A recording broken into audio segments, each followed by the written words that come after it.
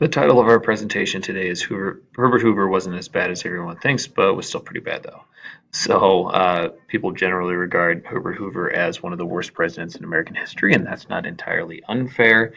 But we're going to talk about how he was made a kind of a victim of circumstance and may have in another era been a good president, but for the specific economic circumstances he found himself in, he was pretty bad. So our main idea today is how Herbert Hoover did more than his predecessors, but because he didn't do enough by modern standards, we consider him a do-nothing president. So rather than say he was a do-nothing president, we're going to say he was a didn't do enough soon enough president, which isn't catchy, but I think is more accurate. Um, Before we get to Hoover, um, as in previous depressions, times of economic catastrophe, a lot of people were reliant on themselves or each other for help. Private charities were called upon to do most of the heavy lifting in terms of individual relief. The problem with relying on that is that as the need goes up, the ability of private charities to help goes down because they rely on donations. And if more and more people are without money, without jobs, then they're certainly not donating to charities. So it's a nice idea, but in times of economic catastrophe, it just isn't enough. People look to their local governments first, and cities tried to help, but there just wasn't a whole lot of resources there. Philadelphia, for a while, had relief payments of $5.50 a week, and that was the highest in the country, and that didn't last very long. If you were single or married but didn't have children, you were out of luck, which makes sense. But those people need help too. And city after city was going bankrupt because they just didn't have the resources to help. So the cities can't help. You look to the state next.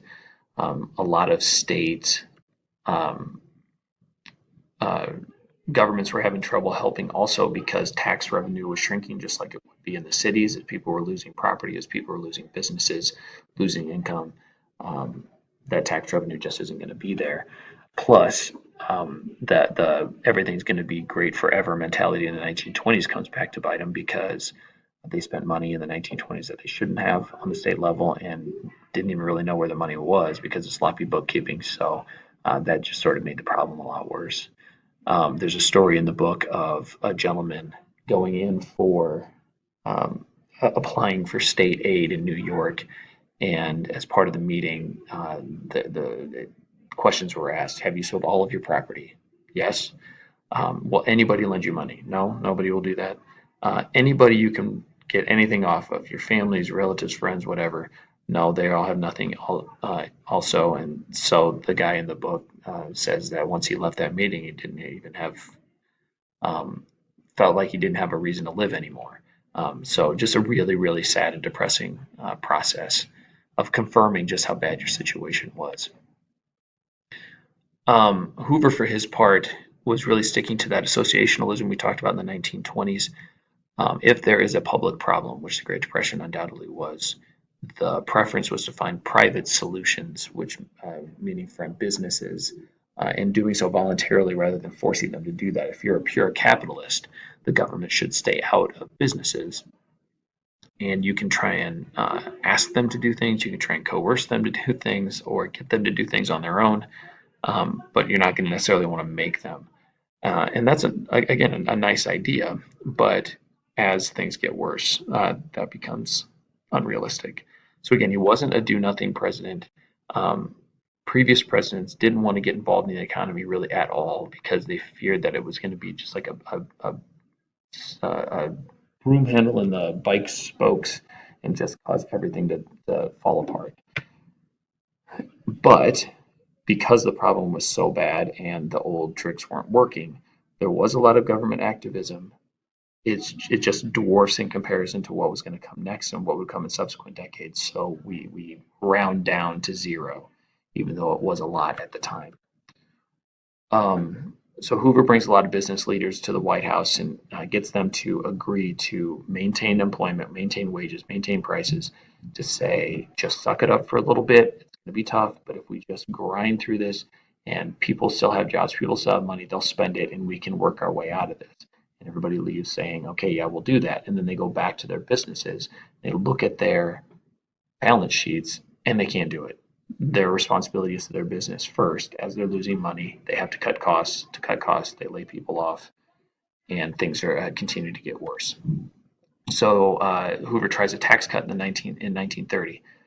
This puts more money in people's pockets so that they can um, spend it, and that can be kind of an economic stimulus.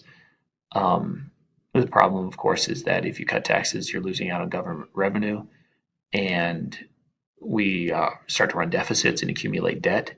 And at the time, that was a big taboo, and so the government's going to back off of that at a certain point. There's a protective tariff that was put into place called the Smoot-Hawley tariff, which is going to put a tax on imported goods to entice people to buy American goods, which is supposed to help American businesses. The problem with that is that other countries are going to retaliate with similar tariffs on American goods. So at the same time that American businesses should be looking to sell their goods to anybody, anywhere that'll buy them, countries weren't buying American goods, and that's going to hurt American businesses in the long run. The fundamental belief here is that capitalism is going to figure it out. This is not the first depression in American history. The economy has gotten itself out of previous depressions. The problem is that this depression in the 1930s is the first one after the Industrial Revolution. The economy is fundamentally different. And again, the old tricks aren't going to work this time. If a tax cut doesn't work, then a tax increase should work, right? But of course, you're taking more money from people. There's not going to be as much consumer buying. There's not going to be as much investment, and that's going to hurt as well. Think about how frustrating that must have been. A tax cut doesn't work. A tax increase should work. It doesn't. Okay, nothing's going to work. And it must have felt like that sometimes.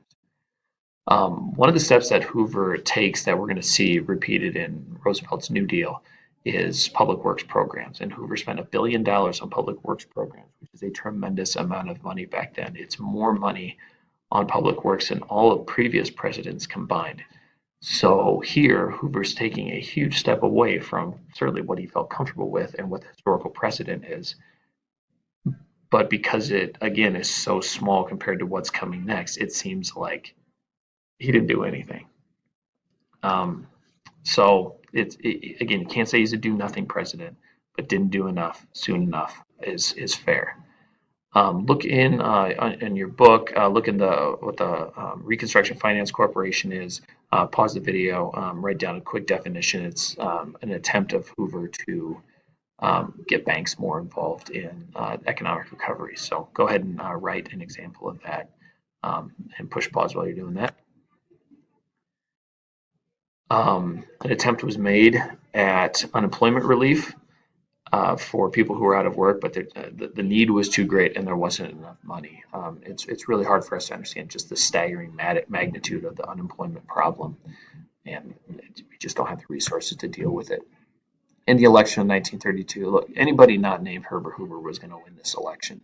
The Democrats nominated New York Governor Franklin Roosevelt, and he instigated what was one of the first truly national campaigns. He traveled all over the country making speeches. I pledge myself to a new deal for the American people, which is a little nonsensical, but gave people the feeling that things are going to be different. FDR was always smiling and projecting confidence and charm, and people really responded to that. The Republicans nominated Hoover because why not? A Republican was going to lose. You might as well make Hoover lose. And then you see a couple quotes. I like the telegram to Hoover saying, vote for Roosevelt and make it unanimous. That's pretty good. Sick burn. But Roosevelt's are the next president, and we're going to start to look at what the New Deal is and how it fundamentally transforms the role of government in the economy.